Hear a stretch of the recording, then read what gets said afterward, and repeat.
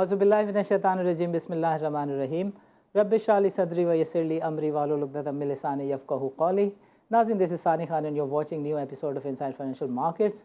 आपको याद होगा कि चंद हफ्तों पहले हमने इकॉनमी पे बात की थी, पाकिस्तान के चीदा चीदा मसाइल पे बातचीत की थी और आखिर में we touch base with the capital market. Capital market के बारे में काफ़ी सारे लोगों का एक साल से ये व्यू है कि मार्केट जो है वो बेरिश स्पेल से निकल गई है। इस पर काफ़ी सारी थ्योरीज आई, फ़लसफ़े आए, काफ़ी लोगों की सोच भी सामने नज़र आई कि बाज़ार में जब तेज़ी होती है या थोड़ी बहुत भी मंदी से निकलने की बातें हो रही होती हैं तो नए इन्वेस्टर बेस की बातें हो जाती हैं, नए इन्वेस्टर्स के लिए मुहिम चलना शुरू हो जाती है। But apart from all those theories and ramblings and talks, एक बहुत ज़बरदस्त चीज़ थी जो हम सब ने देखी, and that was about the rerating of the market.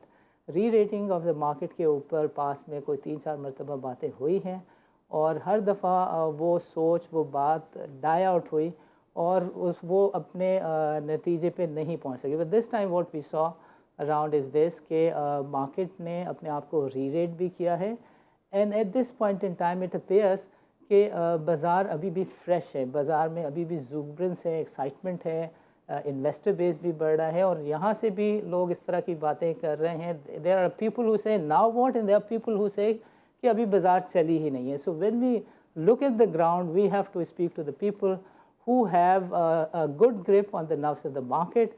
ये जो री रेटिंग की बात है, सोच है, फ़िक्र है, ये हमारे साथ शेयर की थी सैयद फरहान मोहम्मद रिजवी साहब ने। उनसे हम फॉलोअप लेने की कोशिश करेंगे कि आज जब बाज़ार में ये बातें हो रही हैं कि बाज़ार ओवरबॉट हो गई है, बाज़ार ने अब यहाँ से वापस जाना है और 1-10 का लेवल बहुत होता है बाज़ार के लिए इस तरह की सिचुएशंस में। 70-80% की रैली बहुत होती है मार्केट के लिए 12 महीनों के पीरियड में। फरहान साहब से हम समझने की कोशिश करेंगे कि वो इस सारे मामले को कैसे देखते हैं। उन्होंने जो सबसे पहले री रेटिंग की बात की थी, जो हमने देखा ब्लूमबर्ग से लेके डॉन सबकी स्टोरीज बनी, वो आज कैसे देखते हैं इस सारे मामले को, बातचीत को। So Farhan साहब, वेलकम टू द शो, अस्सलाम वालेकुम। Thank you for inviting. Farhan साहब, फरमाइएगा कि जो प्रेजेंट पोजीशन है बाज़ार की, people have this opinion, rather a view कि बाज़ार अब ओवरबॉट है, अब बाज़ार ने वापसी का सफ़र लेना है और पीपल से कि जो सेक्टर्स हैं, जो स्टॉक्स हैं, वो भी अपने हाईएस्ट लेवल को देख चुके हैं। So because you know the market, you are into the systems, आप थोड़ा सा गाइड करें हमारे नाज़रीन को।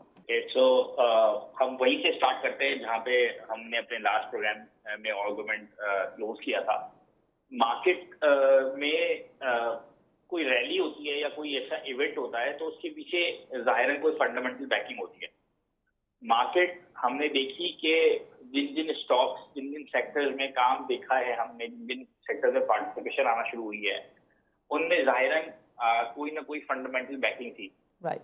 आप अगर कुछ ऑयल स्टॉक्स को देखें, बैंकिंग सेक्टर के स्टॉक्स को देखें जिन्होंने मार्केट की रैली को लीड किया है, and we are now trading at 110,000 के इंडेक्स पर हम काम कर रहे हैं, तो ऑब्वियसली कोई ना कोई फंडामेंटल बैकिंग है जिसके पीछे मार्केट ने रैली करना शुरू किया है। मार्केट की रैली की खूबसूरती ये होती है कि मार्केट शॉर्ट टर्म करेक्शन भी लेती है और रैली को कंटिन्यू करती है।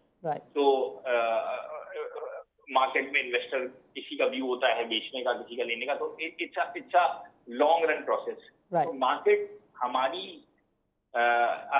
इफ आई कॉल करेक्टली कि हम अभी भी अगर अपने मल्टीपल्स के या हिस्टोरिक मल्टीपल्स को देखें तो we used to trade on 8 के मल्टीपल पे। तो सर अगर मैं आज के इंडेक्स को भी ले लेता हूँ तो we are still trading on the discounted multiples. आप 4.5-5 के मल्टीपल पे ट्रेड कर रहे हैं। आपकी कॉर्पोरेट अर्निंग्स की ग्रोथ मैसिव नजर आ रही है, मार्जिन बढ़ते हुए नजर आ रहे हैं डिस्पाइट द हायर इन्फ्लेशन हमने जो पिछले सालों में देखी। The turnaround in the macroeconomic cycles अगर हम जो आज देख रहे हैं वो इतनी ज्यादा ऊपर चली गई हैं कि आप अगली मॉनेटरी पॉलिसी में 200 से 250 बेसिस पॉइंट कट की बातें कर रहे हैं मार्केट में। तो ये लिक्विडिटी जो मार्केट में आ रही है ये बेसिकली जेन्युइनली इस एसेट क्लास की डिस्काउंट प्राइस है।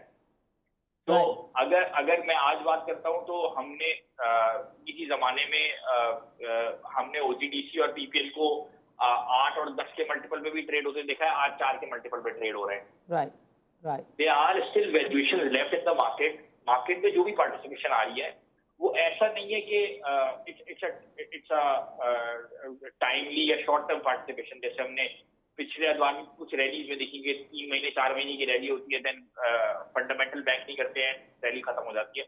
तो it's a properly fundamental back rally जिसके पीछे गवर्नमेंट के जो रीस्ट्रक्चरिंग के इकदाम हैं, गवर्नमेंट की जो गैस सर्कुलर डेट पे काम किया है और सर्कुलर डेट के ऊपर काम किया है। बैंकिंग स्टॉक्स में देख रहे हैं मैसिव अर्निंग ग्रोथ आ रही है। हमने फार्मास्यूटिकल इंडस्ट्री, अगर आपको याद हो, हमने पिछले प्रोग्राम में बात की थी। So there are huge potential in the market जो कि अभी तक रिफ्लेक्ट हो रहा है और आगे आने वाले दिनों में भी रिफ्लेक्ट होता रहेगा। जाहिरन हम जो 20-25 के 20 और 23 के इंटरेस्ट रेट पे हम देखते थे मार्केट का जिस तरह का ट्रेंड था, उसके बावजूद लोगों का इस एसेट क्लास पे इंटरेस्ट ये था कि क्योंकि अर्निंग स्टॉक्स वो 1 के और 2 के मल्टीपल में मिल रहे थे, आज 4 के मल्टीपल में मिल रहे हैं। तो जिनको अब भी डिविडेंड यील्ड आपको 13 और 12 मिल रही है स्टॉक मार्केट के स्टॉक्स में, तो why you opted to go in that asset class जहाँ पे कभी कैपिटल गेन नहीं होना है। बिल्कुल सही है। तो आई डोंट सी के रैली में कोई ऐसा है कि हमें रिवर्स ट्रेंड लगता है। यस, शॉर्ट टर्म करेक्शंस आती है मार्केट में, and what I believe is it's a opportunity कि अगर आपको कोई शॉर्ट टर्म करेक्शन नजर आ रही है तो मार्केट में उसमें काम करना चाहिए। फरहान साहब, ये फरमाएं कि ये जो आप कहते हैं कि मार्केट री रेट हो जाएगी, 4.5 से हमने देखा 5 का सफ़र, और 5 पे भी थोड़ी सी मार्केट में करेक्शन रही और फिर बाज़ार ने वहाँ से सस्टेन किया और फिर दोबारा से बाज़ार फ्रेश होके चल पड़ी। सो व्हेन यू से दिस के मार्केट में एक स्ट्रॉन्ग री रेटिंग का केस है और अब बाकी लोग भी इस चीज़ को एक्सेप्ट कर रहे हैं कि yes there is a strong case for the rerating of the market, you mean to say कि आज 1,10,000 के लेवल पर 5.27 है, सम एनालिस्ट हु बिलीव कि ये 5.25 के लेवल के आसपास है हमारी इन टर्म्स ऑफ रेटिंग हमारी मार्केट। तो यू स्टिल बिलीव के मार्केट में अभी भी पोटेंशियल है और सस्टेनेबिलिटी भी है बाजार के अंदर? सर, मैं आगे किसी कमेंट से पहले एक कमेंट करता हूँ कि जब आप अपनी बिल्डिंग की बेस मजबूत कर लेते हैं ना, राइट, तो उसकी मजबूत बेस की वजह से आप उसके ऊपर जितना स्ट्रक्चर बिल्ड करना चाहते हैं वो होता है। तो बेसिकली इस रैली के स्टार्ट में जिस तरह की हमने हार्श डिसीजन लिए सब्सिडीज को खत्म करने के, हमने सर्कुलर डेट पे जो काम किया, तो हमने अपने मॉडल को सीधा किया, हमने अपनी बेस मजबूत की। नाउ आहिस्ता आहिस्ता आहिस्ता आहिस्ता हम देख रहे हैं कि मार्केट उसको इनकॉर्पोरेट करती चली जा रही है एंड वो री रेटिंग स्टार्ट हुई है।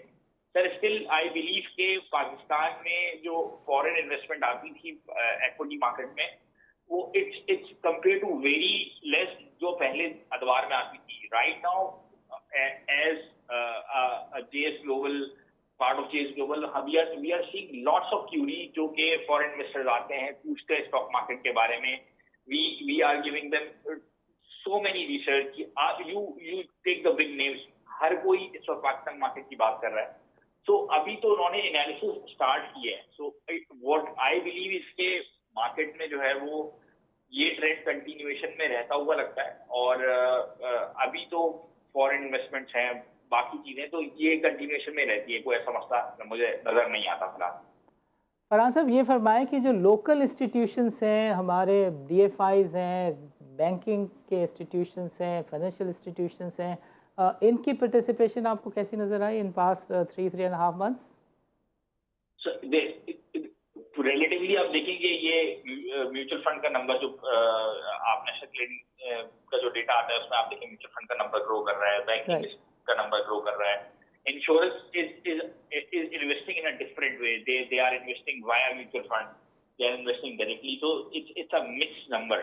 सो हमने देखा कि म्यूचुअल फंड में पैसे आए। अगर आप 2017 की बात करें और आज की म्यूचुअल फंड इंडस्ट्री की साइज की बात करें तो इट्स मैसिव। तो टाइम्स बाय ग्रो कर गई है इंडस्ट्रीज, और इक्विटी फंड भी उसी तरह जाहिर ग्रो करते हुए लगते हैं हमें। तो अभी तो आहिस्ता आहिस्ता आहिस्ता आहिस्ता जाहिर लोगों का एक एसेट क्लास की अवेयरनेस स्टार्ट हुई है, it's now talk of the town की स्टॉक मार्केट चल रही है. तो व्हाट आई बिलीव इसके मार्केट में ये ट्रेंड कंटिन्यूएशन में लगता है और ये इनफ्लोज आते रहेंगे from the fund side, from the banking sector side. So this will remain continue because valuation अभी भी बहुत सस्ती है sir. So what I've understood, rather gathered from what you're saying is this, कि अभी इंडिविजुअल्स की नंबर्स मुझे भी यही बताते हैं कि इंडिविजुअल्स की पार्टिसिपेशन बहुत अच्छी रही है, नए इन्वेस्टर भी आए हैं और उन्होंने जो इस वक्त कैपिटल गेन किया है या किसी हद तक इस रैली से पैसा बनाया है, उनके लिए शायद इस दफ़ा की रैली में इतनी बुरी खबरें नहीं हो because of the multiple reasons. Because अभी जो म्यूचुअल फंड का ये फिक्स्ड इनकम का सेगमेंट है, इसने आना है, जो बाहर का इन्वेस्टर है उसने आना है. उसने तो पहले भी OGDC जो है वो $1-1.5 में ख़रीद के देखा हुआ है, अभी तो वो फिर से आधे डॉलर के आसपास है.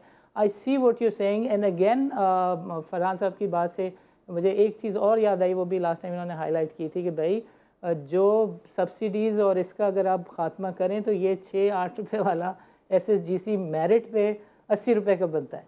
सो इन्होंने इसी तरह से टेलीकॉम सेक्टर में भी कंपनीज़ के नाम लेना मुनासिब नहीं है, but when we look at it तो नज़र आता है कि गवर्नमेंट ने जब पॉलिसी फ्रेमवर्क को ठीक किया है तो वजह तौर पर एक सस्टेनेबल रैली नज़र आती है बिकॉज प्रॉफिटेबिलिटी बेहतर हो गई है. सो यू थिंक कि ये प्रॉफिटेबिलिटी का जो मामला है, मैटर है, ये सस्टेन करेगा और जो कॉर्पोरेट अर्निंग्स हैं इसके नंबर भी आगे अच्छे रहेंगे?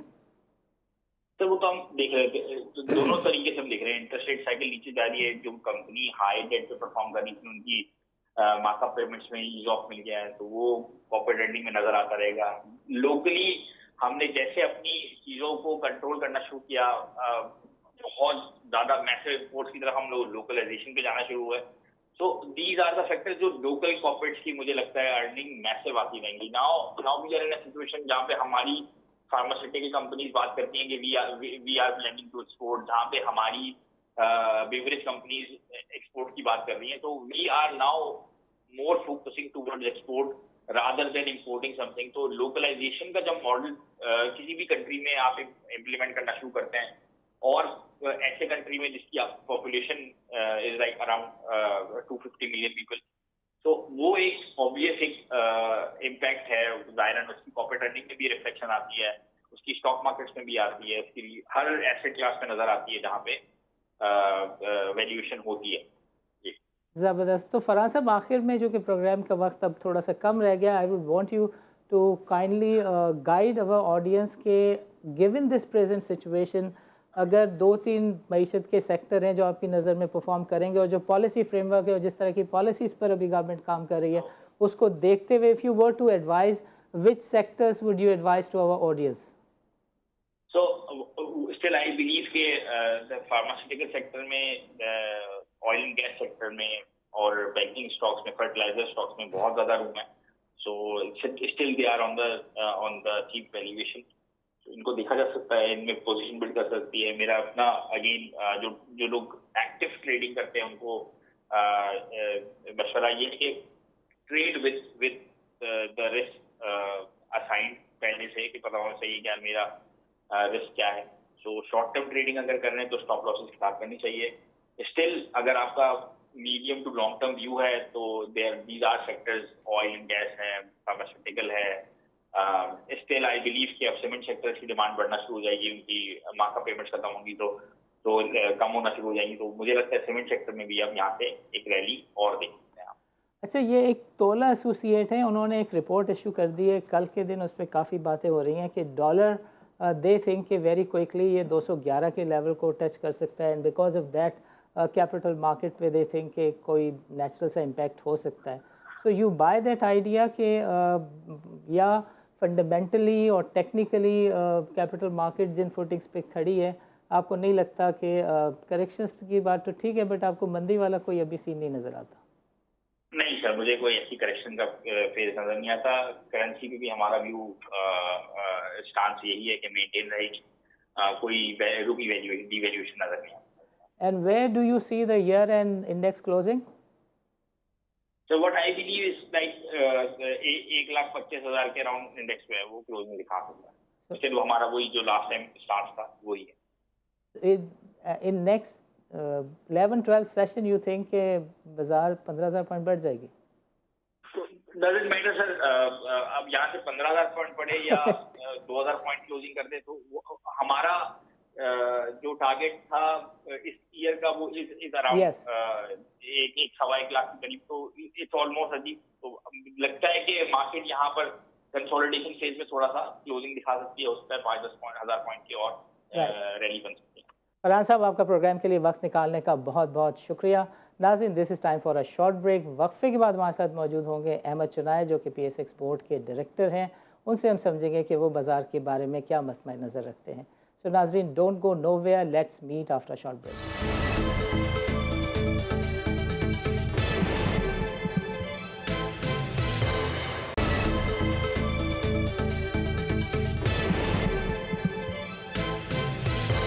वेलकम बैक नाज़रीन। नाज़रीन, प्रोग्राम के इस सेगमेंट में हमारे साथ मौजूद हैं अहमद चुनाय, जो कि PSX के बोर्ड पे सर्व करते हैं। इनसे हम समझने की कोशिश करते हैं कि वो बाज़ार हिस्से की परफॉर्मेंस को, मईशत को और वज़ीर ख़जाना की कारकर्दगी को कैसे देखते हैं। अहमद भाई, welcome to the show and अस्सलाम वालेकुम। शुक्रिया। अहमद साहब, मार्केट ने 110,000 का लेवल अबूर कर लिया है। मल्टीपल्स में मार्केट 5.25 के आसपास है और अब लोगों का ये बिलीव है कि मार्केट जिस तरीके से इस वक्त मूव ले रही है दैट इज़ क्वाइट सस्टेनेबल। थोड़ी सी करेक्शन होती है, उसके ऊपर एंट्री एग्ज़िट जिसने करनी होती है वो हो जाती है और फिर बाज़ार उसके बाद आगे चल पड़ती है और मार्केट में नए इन्वेस्टर्स भी आ रहे हैं। So we would want you to kindly present your view कि गोइंग फॉरवर्ड आपको चीज़ें कैसी दिखती हैं और आपकी नज़र में ये रैली अगर सस्टेनेबल है तो उसकी वजह क्या है? देखिए, इस पर कोई दो राय नहीं है कि मार्केट सस्टेनेबल है, जबकि तो उसका सस्टेन कर रही है। 50,000 पॉइंट जब क्रॉस किया उस वक्त भी लोग कह रहे थे कि बबल है, 75,000 पे बबल है, लाख पे बबल है, अब 1,10,000 पे बबल है। तो ये बबल जो है वो फट जाता अब तक होता तो। तो इसमें बबल की बात नहीं है, इसमें मार्केट स्टेबिलिटी जो है वो जो हमारी इकोनॉमिक कंडीशन है उसकी स्टेबिलिटी की वजह से आई है। अगर हमारी इकोनॉमिक स्टेबिलिटी ना होती तो कभी भी मार्केट इस तरह परफॉर्म नहीं करती जो आज कर रही है। मैं तो कहता हूँ कि इस गवर्नमेंट ने इर्रेस्पेक्टिव कि कुछ भी हो, जो इकोनॉमिक सिचुएशन के लिए काम किया है, इकोनॉमिक प्रॉस्पेरिटी के लिए काम किया है, उसके डिविडेंड्स आपको स्टॉक एक्सचेंज के स्किल्स की सूरत में नजर आ रहे हैं, उसकी जो अपसर्ज उसकी सूरत में नजर आ रहे हैं। By and large market stable है और इंशाल्लाह स्टेबल रहेगी। देखिए, जब इतनी मार्केट बढ़ जाती है तो फिर प्रॉफिट टेकिंग भी होती है। लोग अपने आप को ऑफलोड भी करते हैं और प्रॉफिट टेकिंग करके साइड में हो जाते हैं कि फिर हम अगले हफ्ते मार्केट में दोबारा आएंगे। तो अगर मार्केट में कोई जो 2-4 हजार पॉइंट का जॉल्ट आ जाता है तो इसमें कोई बड़ी बात नहीं है, ये कोई कंडीशन खराब नहीं हो जाती रातों रात। ये सिर्फ प्रॉफिट टेकिंग होती है। फॉरेनर्स मार्केट में बड़ी तादाद में मौजूद है और फॉरेनर्स भी जो है वो अपनी प्रॉफिट टेकिंग करते रहते हैं और फिर दोबारा मार्केट में री एंटर होते हैं। अभी हमारी बातचीत हो रही थी जेस ग्लोबल के इक्विटी और रिसर्च के हेड से। वो ये कह रहे थे कि इस वक्त जो रिटेल सेगमेंट की पार्टिसिपेशन है वो हिस्टोरिक है और जो बाहर के इंस्टीट्यूशंस की पार्टिसिपेशन है वो भी हिस्टोरिक है। सो अहमद साहब, ये फरमाइएगा कि ये जो इंटरेस्ट है लोगों का और जो पार्टिसिपेशन है, इसको देखते हुए आपको लगता है कि बाज़ार ईयर एंड पे 125,000 का लेवल क्रॉस कर जाएगी?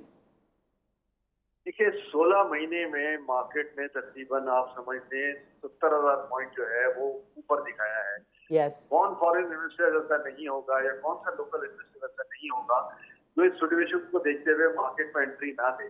तो मार्केट में सबने एंट्री दी है और मार्केट जो है वो आगे जाएगी इंशाल्लाह। देखिए, जॉल्ट जरूर आ सकते हैं, थोड़ा बहुत करेक्शन भी आएंगे, थोड़ा बहुत स्टेबिलिटी भी आएगी। तो ये रोज मार्केट में नहीं होगा कि आज आप इन्वेस्ट करें और कल आपके पैसे डबल हो जाते हैं।